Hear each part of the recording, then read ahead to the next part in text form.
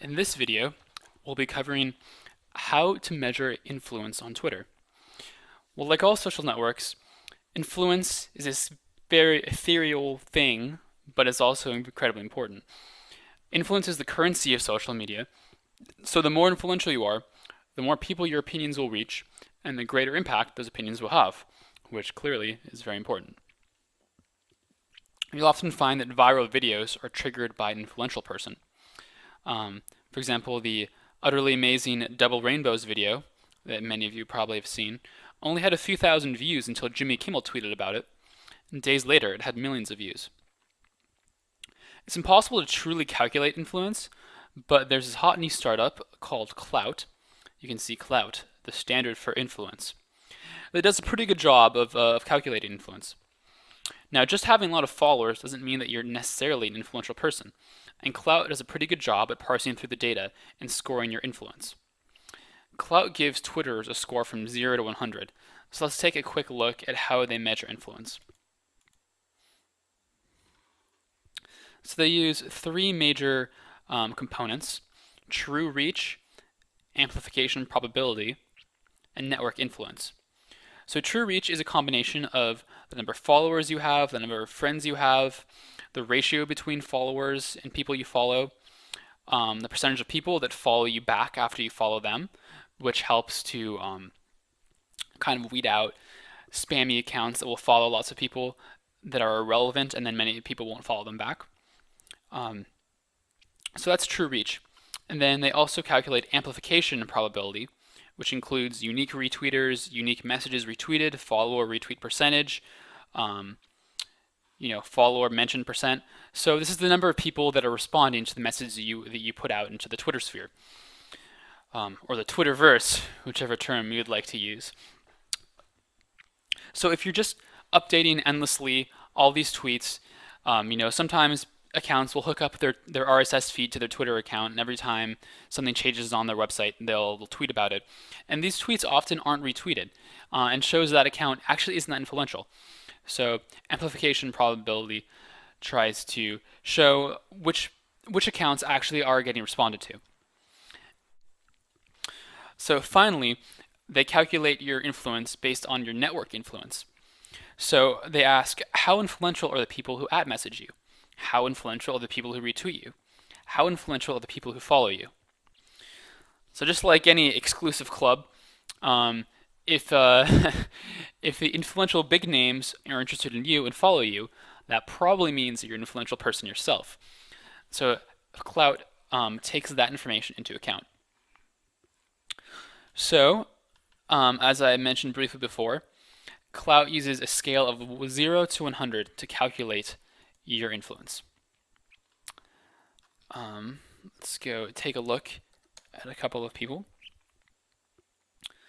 So anywhere from 0 to say 15 is not a great amount of influence.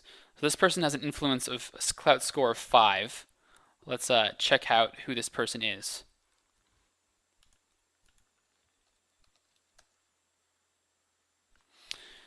Just wait a moment while this pulls up. So this is Jose Morales. He has 3 followers, and he's following 38 people. He's listed 0 times, and he has 5 tweets, all on April 25th. And I'd be willing to guess that very few of these tweets have been retweeted. So it seems pretty clear that he's not a very influential person. And Clout has recognized that and given him a very low Clout score. Let's take another user, for example. How about DJ Spec? Let's take a look at DJ Spec on Twitter here. DJ Spec is Jordan Spector. He seems to have a strange affinity for The Big Lebowski, maybe a little too strongly. And you can see here he has 235 followers, and he's following 131 people. So usually that's a good sign to have more followers than people following you. Seems to be fairly active on Twitter. He has over 3,000 tweets, quite a lot. Been listed 8 times. As you can see, he tweets quite frequently. So, I mean, this person's probably going to have a decently high Clout score. and he has a clout score of 17. So that shows, he's not new to Twitter, but he's not a highly influential person. So that's kind of what the 15 to 25 range shows. How about 25 to 50? Let's try Jason Preston.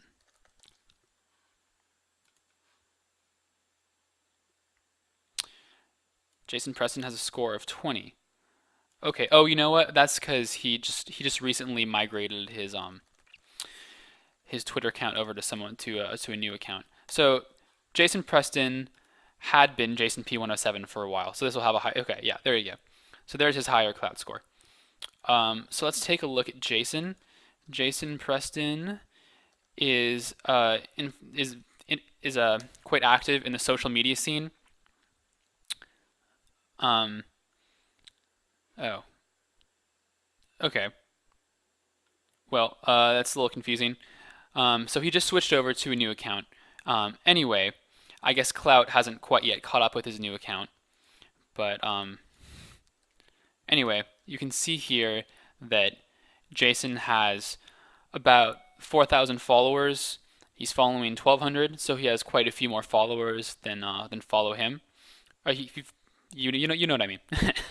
Anyway, so he's a fairly influential person. He interacts with lots of influential people. Very influential people retweet his tweets, send out replies to him.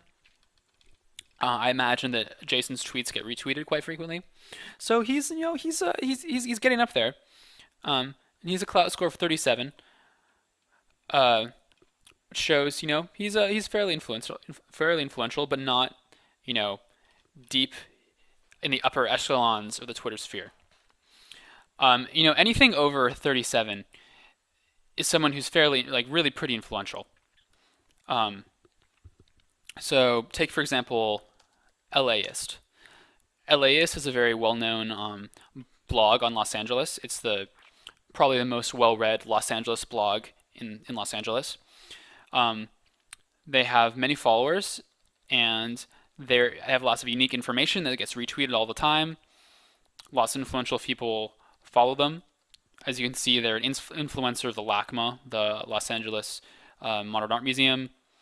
Um, yeah, so they're a fairly influential account, as I can see by the clout score of 65. The clout does reflect that. When if LAist tweets something, a lot of people are going to see it, and a lot of people are going to pay attention to it. Um, Now, to get above that, you pretty much have to be a Twitter celebrity. So if you check out A Plusk, who is of course Ashton Kutcher, and for a while was the most followed person on Twitter, he has a clout score of 97, which is incredibly high. So anyone kind of up in this range has to have hundreds of thousands, even millions of followers, and be retweeted all the time.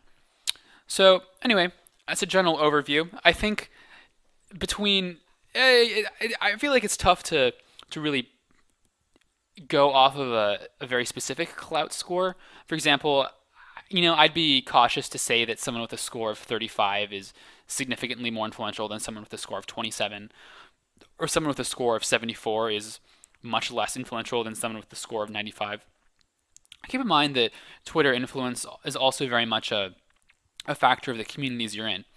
So it's possible that someone who is in the a dog groomer or a dog breeder would have who's very high in that scene would have a moderate clout score of say 25, but since it's such a small community and that would be the most influential person in that community, their influence would actually be much greater. Well, in any case, there's your overview of clout and how to measure influence on Twitter.